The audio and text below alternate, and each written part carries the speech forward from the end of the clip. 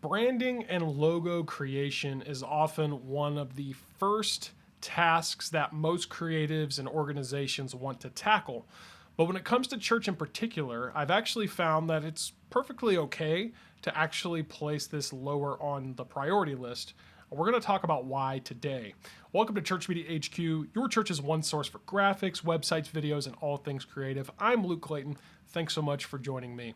Make sure you're subscribed so that you're the first to know when we release new content like this. So why would branding be so far down the priority list when it comes to this particular series? Well, you have to remember what we've been seeking to do is to balance efficiency with effectiveness. So we're trying to find things that are most effective, but also most efficient to get up and going, if you will. We're trying to say, what can we tackle first that's going to get us further faster, but also not require as much energy to start. That's why getting online, top priority, because it's very effective and it's very efficient to get up and running rather.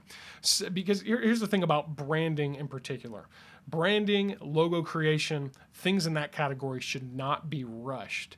And, especially if you're a church that's new, you either just started or maybe you're kind of in a revitalization stage, churches take time to develop and figure out who they are. So it's typically, in most cases, it's almost always easier to add your branding and identity later than to try to change it later. I'm speaking from experience here because I have been a part of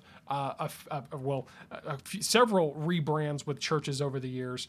One church in particular was a very large church, and I kid you not when I tell you that to transition from one brand with a one look and color and feel and all that to an all new logo, all new branding, all of that.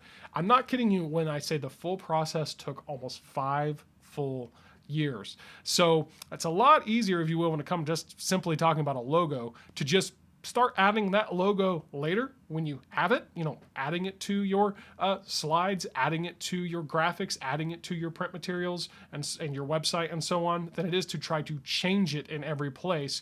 Not just because of the work that it takes to change it in all these places, but also because of just kind of reprogramming people, if you will, to associate a new brand with your current with your same church. So all that to say, that's why it's so far down the list. I used to be all about doing the logo first, but this is something that we want to make sure that we are doing right and taking our time to do. We definitely don't want to rush the branding process. So let's look at our framework. Let's look at our 3 emphases. When it comes to worship, this obviously is where your church identity does play a big role. You're probably projecting your logo during the service. You're showing it there as it's on your sign. People are coming in.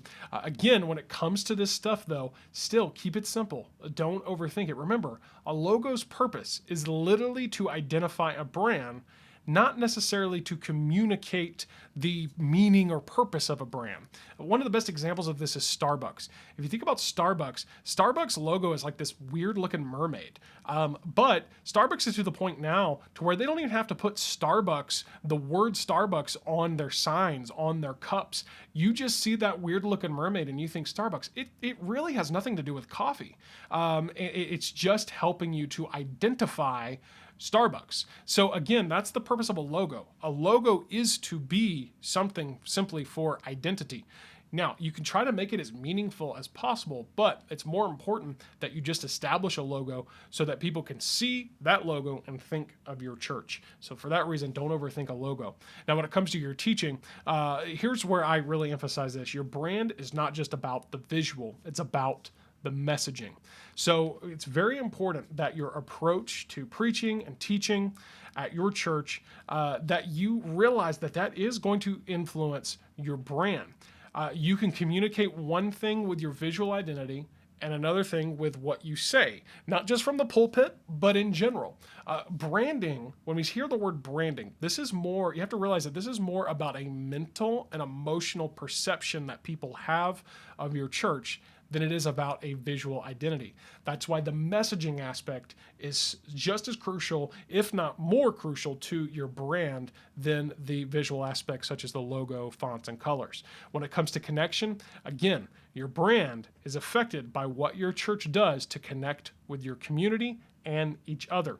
So you can say, for example, we have this nice logo that tries to communicate that we reach out and we love people, but if your church doesn't do that a lot or is maybe lacking in that area when it comes to connection, what you do and what you do is going to communicate much louder than what your visual identity is trying to communicate.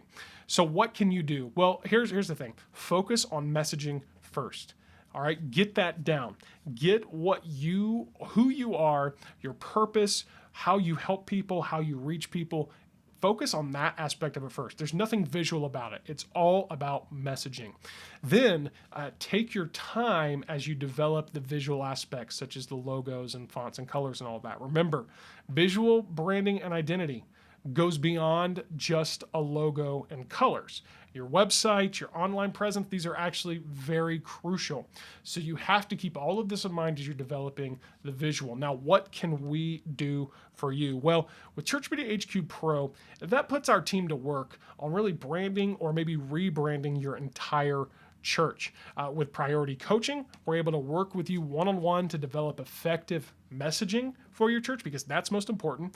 With custom design, we can create you a new logo, and we can build and launch an all-new website that matches your new visual identity. Remember, branding is a process. So beyond these initial steps, we're going to be there with you for a full 12 months and maybe even beyond. And so that way we'll be able to walk you through the entirety of the branding or rebranding process. Of course, you can learn more about all that and start with Church Media HQ Pro right there at churchmediahq.com/start. So once you have this logo and visual brand for your church established, you're going to want to make sure that it gets seen. You're going to want to display it proudly. So up next, we're going to talk about how we can do that through specifically printing and signage. We are your church's one source for graphics, websites, videos, and all things creative. I look forward to seeing you next time right here on Church Media HQ.